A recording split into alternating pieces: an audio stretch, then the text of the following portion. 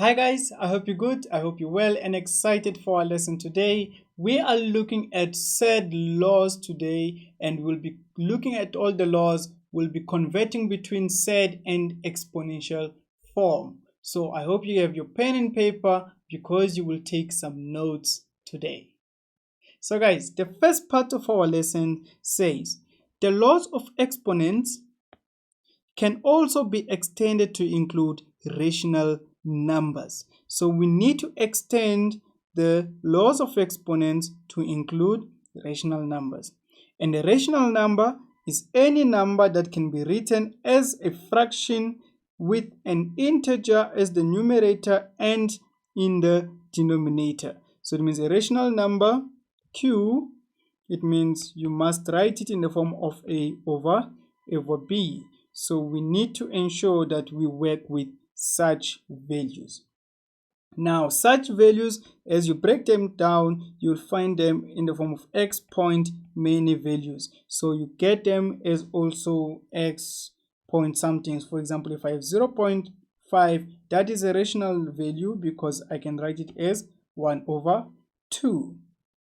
Now, if I have the square root of 2, for example, that becomes irrational because of the decimals that you get afterwards. Okay, but we are not there now. We are now looking at how the laws work. So which laws are those that we say we have said laws, exponential laws? How do they relate to one another? So this is where now the fun is. We also have the following definitions for working with rational exponents. So if r to the power of n equals a, then r equals to the nth root of a. That's how you actually pronounce that. And n must always be greater than or equals to 2. So if you introduce a radical like that, it means you need to know if it's just a root value like that. So just know there's a 2 there. That's why we call it a square root. So we need to have values equal to 2 or greater than 2 all the time. And also the first law that is very important is if you have a to the power of 1 over n, so it means that is the nth root of a. If I have, let me just choose any random number. If I have 2 to the power of 1 over 2, it simply means I have the square root of 2. So that other 2 being there.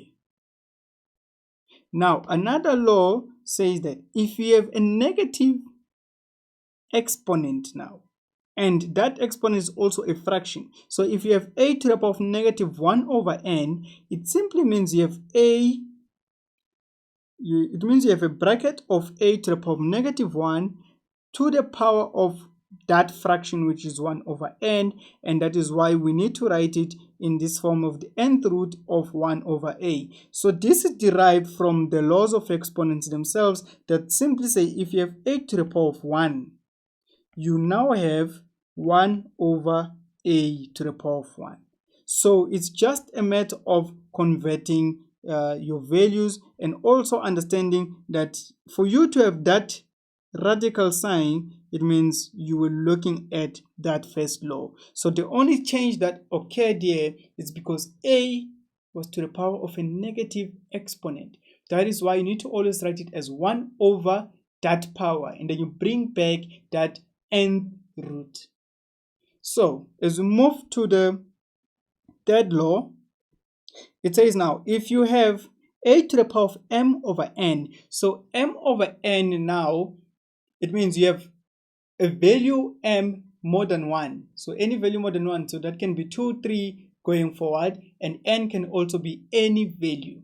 So it means you can easily write that as the bracket of m, a to the power of m, and you close your bracket, and then now it means you've separated these two values. So you were given it as m to the power of n.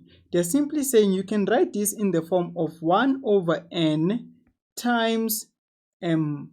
So that is why m now has been separated and has been put inside there.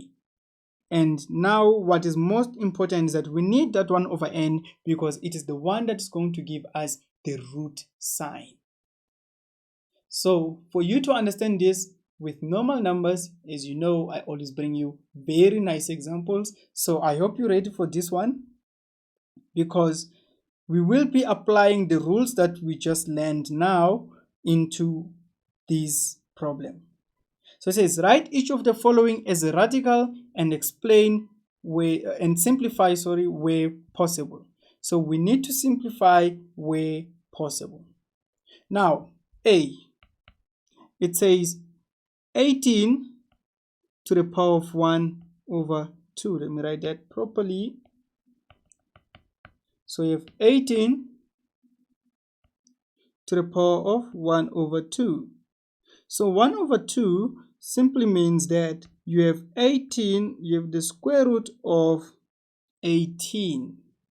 And we can't simplify the square root of 18 because it's going to give us huge numbers. There are no two same numbers that you can multiply and give us 18. You can say 3 times 3, no. It doesn't give you 18. You can't say 9 times 9, that's an 81. It's not 18.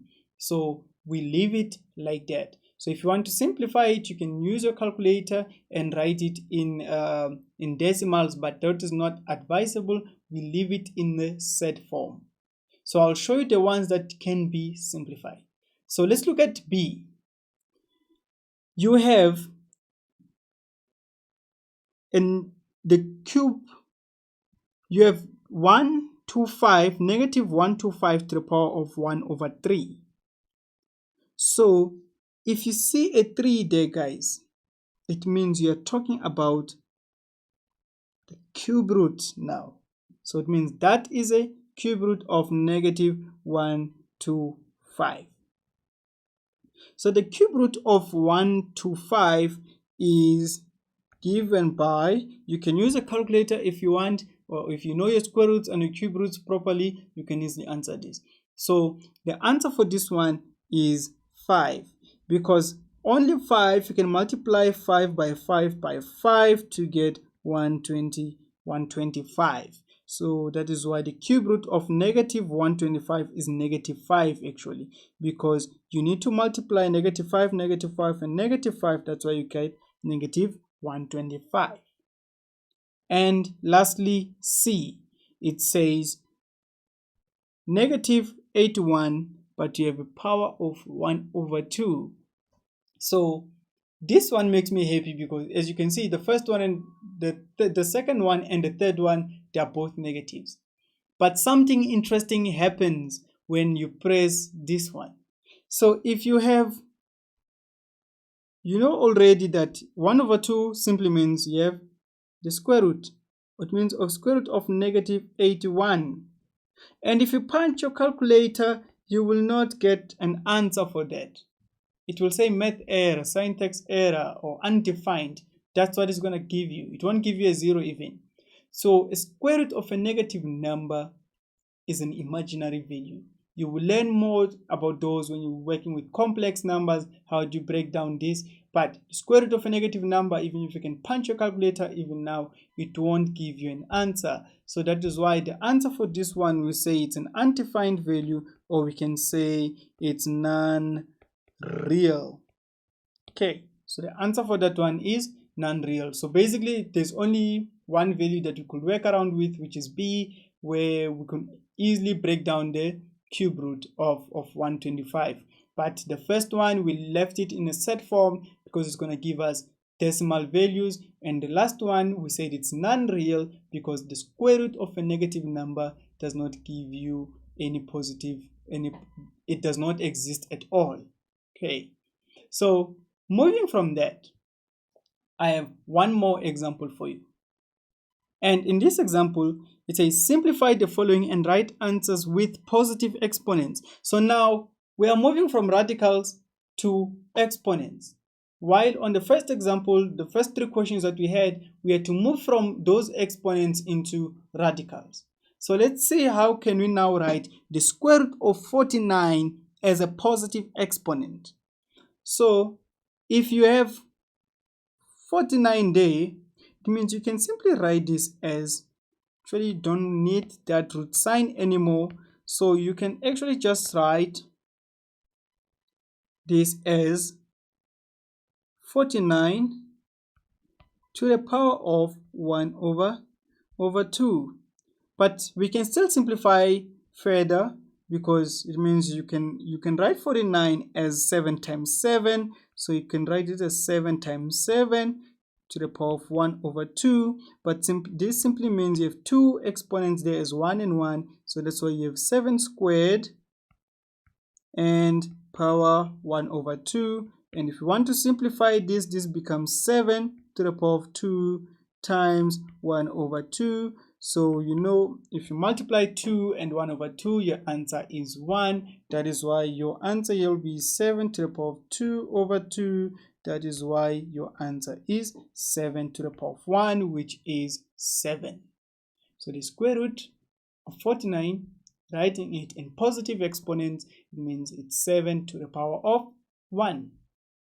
And let's do B and see what we have.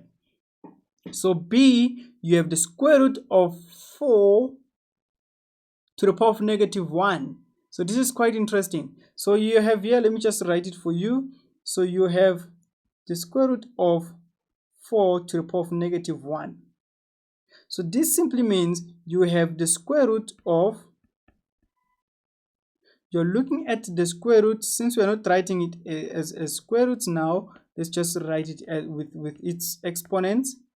But the reason why I'm writing this square root is because I want to show you that if you have a negative value, the laws of exponents say if you have a to the power of negative 1, you need to write this as 1 over a.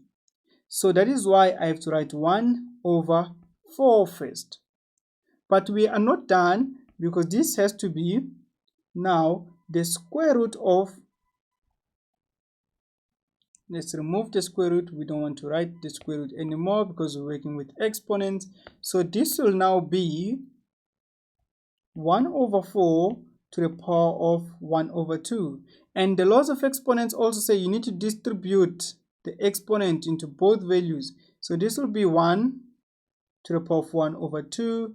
And you also have 4 to the power of 1 over 2, which you can easily simplify as 1 to the power of 1 over 2 is 1. And then you can write 4 as an exponential form also, which is 2 to the power of 2, which you multiply by that, sorry about that, which you multiply by that 1 over 2. So as you move from that, guys, so it means you have 1 over 2 to the power of 2 over 2, which is 1 over 2 itself. So that is how you simplify these values. If you're moving from radicals to exponents, make sure that you understand which exponent that you must use. If you see a square root, that means to the power of 1 over 2. If you see a cube root, it means it's to the power of 1 over 3. So that is how it goes, guys. That is how you move around between these laws, and this is how you interpret it. So guys, thank you for joining me on this lesson, and I will be waiting for you on the next one.